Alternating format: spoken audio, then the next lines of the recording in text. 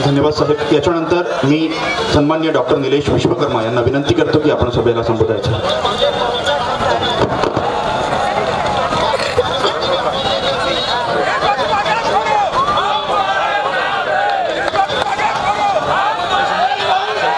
आजच्या या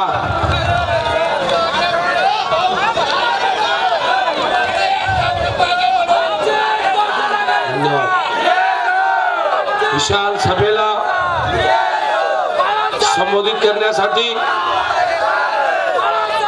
आपल्या सर्वांचे आणि या पक्षाचे राष्ट्रीय अध्यक्ष ॲडव्होकेट बाळासाहेब आंबेडकर, या जिल्ह्याचे निरीक्षक दयानंदजी पुणकर सर, महाराष्ट्राचे प्रवक्ते प्रियदर्शनजी तेलंगजी, बंजारा समाजाचे आमचे डॉक्टर महाराज ॲडव्होकेट संतोषजी,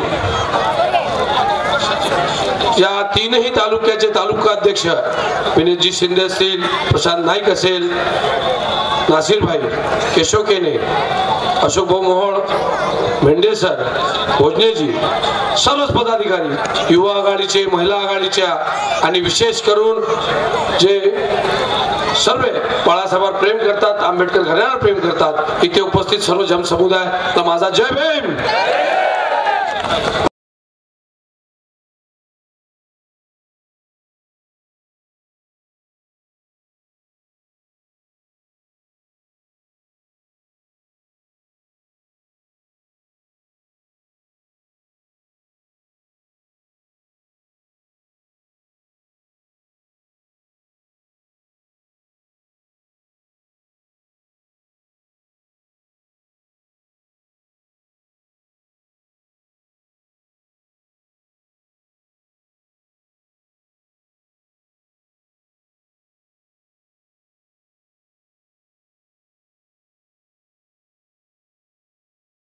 जो माणूस विचारिक आहे, त्याचा विचार आहे, विचारसरणी आहे, त्या विचारसरणीचे लोक राहिलेले नाही। पण राहिलं काय, फक्त सत्ता घेणे आणि लाटून खाणे। जर तुम्ही बघला काँग्रेसच्या बोर्डवर तर शिवसेनेच्या ज्या कार्यकर्त्यांनी या नांदगाव तालुक्यात अनेक वर्ष संघर्ष केला असेल आणि काँग्रेसच्या काळात त्याच्यावर अनेक गुन्हे दाखल झाले असतील, आज वरते दोन्ही नेते मांडीला मांडी लावून सत्तेच्या लालसापोटी झालेले आहेत। मग माझ्यासारख्या एका ओबीसी समाज तरुणाला का बाळासाहेबांचा झेंडा घेतला नाही पाहिजे? कारण त्यांची विचारधारा आहे, अजेंडा आहे आणि ते घेऊन चालतायत। म्हणून मित्रांनो, ही निवडणूक फार वेगळी आहे, परिवर्तनाची आहे आणि निश्चितच या तुमचा सर्वांचा मोलाचा कुठेतरी वाटा असला पाहिजे। कारण काल साहेब आमच्या इथे देवेंद्र फडणवीस येऊन गेले।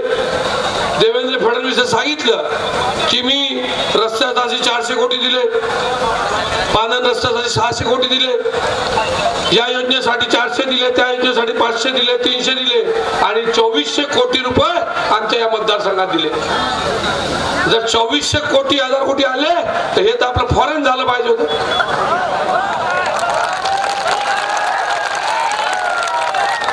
एवढे पैसे आले, एकही याचा लाभार्थी तर कुठे दिसून आला का?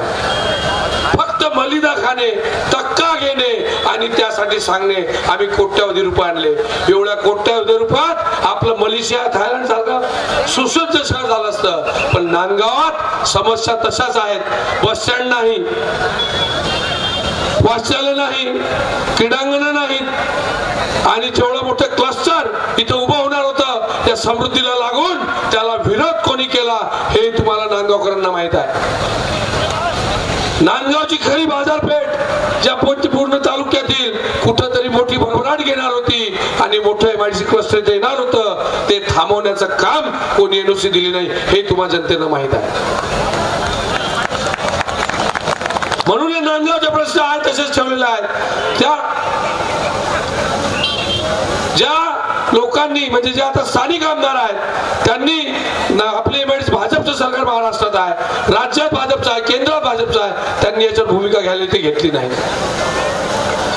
साहेब ज्या लोकांच्या भरोशाने मतं मागितली, इथचे माजी आमदार, त्यांना त्यांच्या बुद्धीला मला क्यू यायला लागली, परवा ते एका जाहीर सभेत बोलले की शेतकरी दारू पितो आणि त्याला किडनीचा आजार होतो, लिव्हरचा आजार होतो.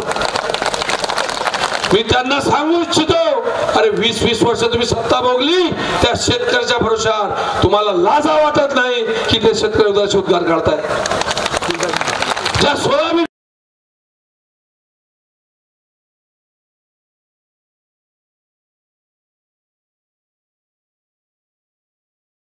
आणि कापणी पेरणी सोडण्यानंतर जर बाजारात घेऊन चालला तर 3028 रुपये व्यापारी मागून राहिला. ज्या बळीराजासाठी बोललं पाहिजे होतं त्याच्याबद्दल बोलण्याची भूमिका घेत नाही आहेत आणि सातत्याने सांगतायत की आम्ही शेतकऱ्यांचे प्रतिनिधी होऊ. हेच प्राध्यापक स्वतःला बोलून घेतात. ते सांगतात माझ्या घर शेतावर महिला कामाला येताना 25 रुपयाचा खर्रा खाते तर माझ्या शेतात कामाला येते. म्हणजे मूर्खांचा बाजार आहे. यायला कुठेतरी धडा शिकवा लागन. आपण खेळाच्या भाषेत बोलतो, हे आलटून पालटून जे दोन्ही सत्ता बघून राहिले, एक 65 वर्ष एक 45 वर्ष, आणि या दोघाले काय करायला लागते, हा त्या दोघाले आपल्या भाषेत शाम्या दिल्याशिवाय त्यांचे डोळे उघडणार नाही. म्हणून तुमची तयारी पाहिजे, कारण माझ्यासारखा तरुण बाळासाहेबांनी 2 वेळा संधी दिली. मी लढतोय, मी फक्त विचार जी करून कुणाला लढायचा तर हा एक गुन्हा आहे असे थेट लोक बोलतात. साहेब एका सरपंचाच्या घरी प्रचार करता करता गेलो. सिनियर सरपंच 65 वर्षाचे काँग्रेस पक्षाचे, ते मला म्हणे का तुम्ही कसे उभे राहिले. म्हटलं काहून साहेब निवडणूक लढली पाहिजे, संविधान सांगते आमचा पक्ष राजधर्म आहे. नाही म्हणे तुम्ही लढून राहिले कसे काय. म्हटलं भाई अरुण वर्षाला लढले, 5 वेळा पडले, वीरेंद्र जगताप 3 वेळा पडले, नंतर लढले. तुम्ही लढू नका, इथून त्यांची सुरुवात आहे. मी आभार व्यक्त करतो सध्या बाळासाहेब आंबेडकरांचा. त्यांनी माझ्यासारख्या एका छोट्याशा ओबीसी समुदायाच्या मुलाला महाराष्ट्र राज्याचं अध्यक्ष केलं. आणि आज पुन्हा या विधानसभेचा त्या दोन्ही पैलवानाच्या विरोधात मी पैलवाना कुस्तीचा म्हणून सांगतोय, लंगोट पक्की बांधतो. मागच्या वर्षी बांधली, एकाले चित केलं, या वर्षी तुम्ही साथ द्या, दुसऱ्याचा नंबर आहे.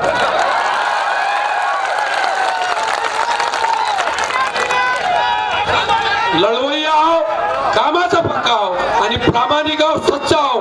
तुमच्यासाठी काम करायची इच्छा आहे, नितांत चांगलं काम कराल. कारण आपण बाबासाहेबांना बघितलं नाही, पण बाळासाहेबांसोबत काम करण्यासाठी माझ्यासारख्या तरुणाला मार्गदर्शन मिळत आहे. पण शोषित ज्या समुदायातून मी येतो त्या शोषित वंचित समुदायाला न्याय देण्याचा आयुष्यभर प्रामाणिक प्रयत्न कराल. मित्रांनो, एक संधी मागतो आहे, एक संधी तुम्ही द्या, त्या संधीचं सोनं करणं माझी जबाबदारी राहणार. म्हणून याच्या पुढच्या वेळेस साहेबांचा दौरा आहे आणि साहेबांचा साहेब या मतदारसंघात खूप खूप आभार व्यक्त करतो की आताच 8 दिवसात सर्जरी झाली. अनेक नेत्यांना वाटायचे, नेत्याला वाटलं साहेब आता 8-10 दिवस आराम करते, जमला आपलं. साहेब झोपण आता आराम करण. 3ऱ्या दिवशी साहेब सभा घ्यायला सुरुवात झाली आणि माझ्यासारख्या एका तरुणासाठी एवढ्या कष्ट करून वयाच्या 75 वर्ष घ्यायसाठी सभा घ्यायला आलेल्या. आणि हे हरामखोरांची औलाद आपल्याला येऊन सांगते, बार बिहारावर सांगते जय भीम घ्या आणि तुम्ही मत दिलं तर काँग्रेस येईल, भाजप येईल. अरे ज्या उत्तर प्रदेश मध्ये 28 वर्ष झाले काँग्रेस नाही आहे, मग तिथं काय सत्ता येऊन नाही राहिली काय.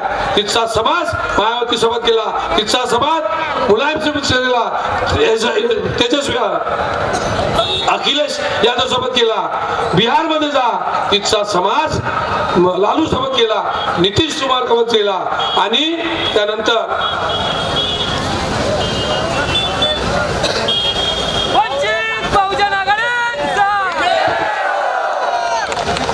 तिथचा समाज हा बिहार मध्ये नितीश लालू यांच्या सोबत गेला.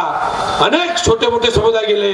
तुम्ही पश्चिम बंगाल मध्ये चालले जा, 40 वर्षापासून काँग्रेस नाही पाहिले तरी तिथचं सरकार चांगलं चालून राहिलं. दिल्लीत येऊन जा, केजरीवाल झाले 10 वर्षापासून बघा काँग्रेस सरकार चालून राहिले. मग महाराष्ट्रात बाळासाहेब आंबेडकर का नाही, ही भूमिका तुम्ही समजून घेतली पाहिजे. हे भूतांड आहेत आणि हे वेळेवर आपल्याला सांगतात आणि सातत्यानं आपली मतं घेतात. या जिल्ह्यात एकच 32 आमदार निवडून यायचा, तो म्हणजे दर्यापूर. आणि या काँग्रेसच्या नेत्यांनी तो मतदारसंघ गोठून दिला. स्वतःच्या फायद्यासाठी एक 32 आमदार कमी केला, हे तुम्ही लक्षात घेतलं पाहिजे. साहेब, परवा NDTVचा कार्यक्रम होता, तुम्ही सर्वांनी बघितला. त्या शोला मी गेलो, तिथं किशोर बोरकरांचं नाव पॅनलवर होतं. अचानक मिलिंद चिमोटे आले आणि मिलिंद चिमोटे मंचावर येऊन गेले, किशोर बोरकर खालीच राहून गेले. त्या सभेत जाहीर सांगितलं, हीच काँग्रेसची कथनी आणि करणी आहे. स्वतःच्या मतासाठी मुस्लिम दलितांचा वापर करते आणि जेव्हा पद द्यायची वेळ असते त्याला अखिल भारतीय सतरंजी कार्यकर्ताच ठेवते. म्हणून मायबाप जनतेनो, ही विनंती आहे, ही वेळ आपली आहे. वातावरण फार चांगलं आहे, सर्वीकडे सर्व समाज आपल्यासोबत जुळलेला आहे. साहेब, मंचावर 4-5 नाव घेतो, संपवतो. तेली समाजाचे तिन्ही लोक साहेब आज प्रवेश केला. सर, भाजपमधून, काँग्रेसमधून बळवाई साहेब, राहुलजी शिंगाळे, माळी समाजाचे निकोळे साहेब, त्या सर्वांनी आज वंचित मध्ये प्रवेश केला. भाजप मध्ये तेली लोकांना वाटायचं की तिथं करतायत.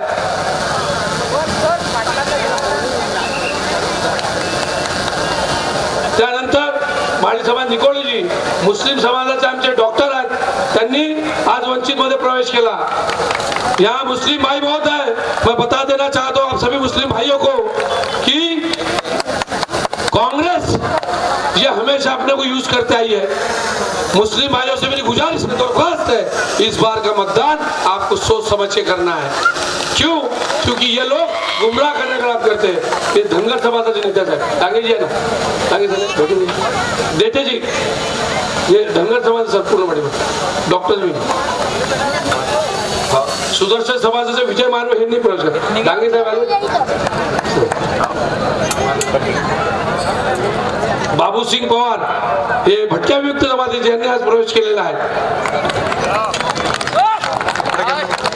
म्हणजे आता तुम्ही हे लक्षात घ्या, जे साहेब नेहमी सांगतात ही ओबीसीची मोठ.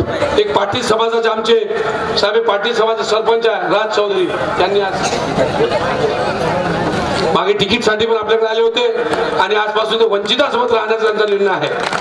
म्हणजे खऱ्या अर्थानं गरीब मराठा असेल, ज्या सर्व नेत्यांनी, तेली असेल, माळी असेल, सर्व जातीचा धनगर असेल, या सर्वांनी आपल्या मोठीमध्ये प्रवेश केला आहे. आणि वंचित बहुजन आघाडीचा हा कारवा निघालेला आहे. फक्त वेळ आहे 20 तारखेची. आपल्या सर्वांना विनंती करतो, गॅस सिलेंडर ज्या बटनाचं बटन दाबून 9 क्रमांकाचं मताधिक्यानं जेव्हा महाराष्ट्राचा इतिहास लिहिला जाईल, तर महाराष्ट्राचा राज्याचा अध्यक्ष तुमचा मुलगा, तुमचा भाऊ, तुमचा